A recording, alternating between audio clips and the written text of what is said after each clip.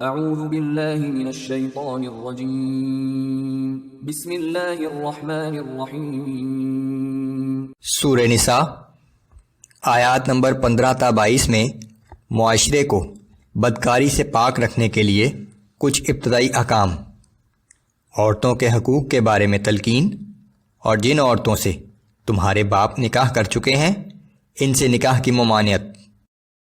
اعوذ باللہ من الشیطان الرجیم واللاتی یأتین الفاحشة من نسائکم فاستشہدوا علیہن اربعة منکم فَإِن شَهِدُوا فَأَمْسِكُوهُنَّ فِي الْبُيُوتِ حَتَّى يَتَوَفَّاهُنَّ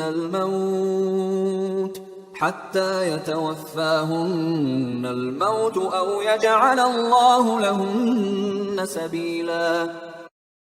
اور تمہاری عورتوں میں سے جو بدکاری کی مرتکب ہوں تو تم ان عورتوں کے خلاف تہمت لگانے والے سے 4 مردوں کی گواہی طلب کرو، پھر اگر وہ چاروں گواہی دے دیں تو ان بدکار عورتوں کو گھروں میں اس وقت تک قید رکھو کہ انہیں موت آ جائے، یا اللہ ان کے لیے نیا حکم دے کر کوئی اور راستہ نکال دے۔ سزا کے متعلق یہ ابتدائی احکام تھے، جس کے بعد سورہ نور نازل ہو گئی جس میں تفصیلی احکام ہیں۔ واللذان يأتيانها منكم فآذوهما فإن تابا وأصلحا فأعرضوا عنهما إن الله كان توابا رحيما۔ اور تم میں سے جو 2 شخص اس بدکاری کے مرتکب ہوں تو ان دونوں کو اذیت پہنچاؤ، پھر اگر وہ دونوں توبہ کر لیں اور آئندہ کے لیے اپنی اصلاح کر لیں تو تم ان دونوں سے درگزر کرو، بے شک اللہ بڑا توبہ قبول فرمانے والا نہایت مہربان ہے۔ انما التوبة على الله للذين يعملون السوء بجهالة ثم يتوبون من قريب فأولئك يتوب الله عليهم وكان الله عليما حكيما۔ بے شک اللہ کی جانب سے توبہ قبول کرنے کا وعدہ صرف انہی لوگوں کے لیے ہے جو نادانی کے باعث کوئی برا فعل کر گزرتے ہیں اور پھر جلد ہی توبہ کر لیتے ہیں، تو یہی لوگ ہیں جن کی توبہ اللہ قبول فرما لیتا ہے، اور اللہ بڑے علم اور بڑی حکمت والا ہے۔ وَلَيْسَتِ التَّوْبَةُ لِلَّذِينَ يَعْمَلُونَ السَّيِّئَاتِ حَتَّى إِذَا حَضَرَ أَحَدَهُمُ الْمَوْتُ قَالَ إِنِّي تُبْتُ الْآنَ وَلَا الَّذِينَ يَمُوتُونَ وَهُمْ كُفَّارٌ أُولَئِكَ أَعْتَدْنَا لَهُمْ عَذَابًا أَلِيمًا۔ اور ان لوگوں کی توبہ کوئی قابل توجہ نہیں ہے جو گناہ کرتے رہتے ہیں، یہاں تک کہ جب ان میں سے کسی کے سامنے موت آ پہنچے تو کہنے لگے کہ میں اب توبہ کرتا ہوں، اور نہ ہی ان لوگوں کی توبہ قابل توجہ ہے جو کفر ہی کی حالت میں مرے ہیں۔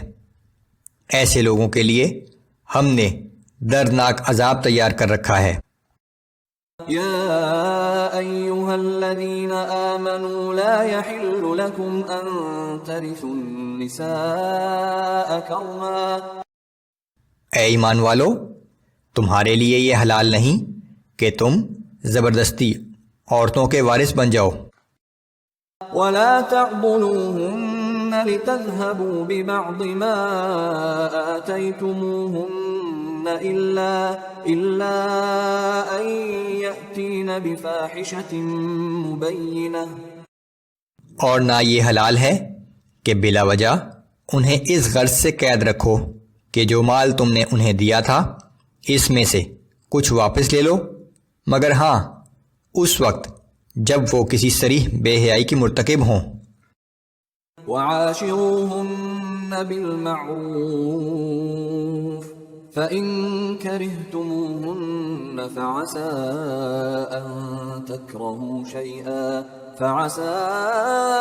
أن تكرهوا شيئا ويجعل الله فيه خيرا كثيرا. اور عورتوں کے ساتھ حسن سلوک سے زندگی بسر کرو. پھر اگر تم انہیں پسند نہ کرو تو ہو سکتا ہے کہ تم ان کی کسی چیز کو ناپسند کرو، مگر اللہ اسی میں بہت سی بھلائی پیدا کر دے.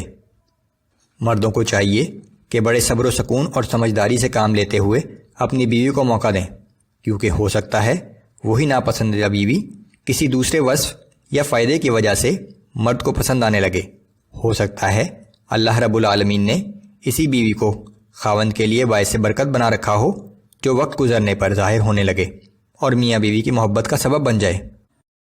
وَإِنْ أَرَدْتُمُ اسْتِبْدَالَ زَوْجٍ مَّكَانَ زَوْجٍ وَآتَيْتُمْ إِحْدَاهُنَّ قِنطَارًا فَلَا تَأْخُذُوا مِنْهُ شَيْئًا أَتَأْخُذُونَهُ بُهْتَانًا وَإِثْمًا مُّبِينًا. اور اگر تم نے ایک بیوی کو چھوڑ کر اس کی جگہ دوسری بیوی لانے کا ارادہ کر ہی لیا ہو، تو اگر اس بیوی کو جسے تم چھوڑنا چاہتے ہو ڈھیروں مال دے چکے ہو تو اس مال میں سے کچھ بھی واپس نہ لو. کیا تم بہتان رکھ کر اور صریح ظلم کے مرتکب ہو کر وہ مال واپس لینا چاہتے ہو؟ وَكَيْفَ تَأْخُذُونَهُ وَقَدْ أَفْضَىٰ بَعْضُكُمْ إِلَىٰ بَعْضٍ وَأَخَذْنَ مِنكُم مِّيثَاقًا غَلِيظًا. اور تم اس مال کو کیسے واپس لے سکتے ہو جب کہ تم ایک دوسرے کے ساتھ نہایت قریبی تعلقات قائم کر چکے ہو اور وہ تم سے پختہ عہد لے چکی ہیں. وَلَا تَنكِحُوا مَا نَكَحَ آبَاؤُكُم مِّنَ النِّسَاءِ إِلَّا مَا قَدْ سَلَفَ إِنَّهُ كَانَ فَاحِشَةً وَمَقْتًا وَسَاءَ سَبِيلًا. جن عورتوں سے تمہارے باپ دادا نکاح کر چکے ہوں تو تم ان سے نکاح نہ کرنا، مگر جو پہلے ہو چکا سو ہو چکا.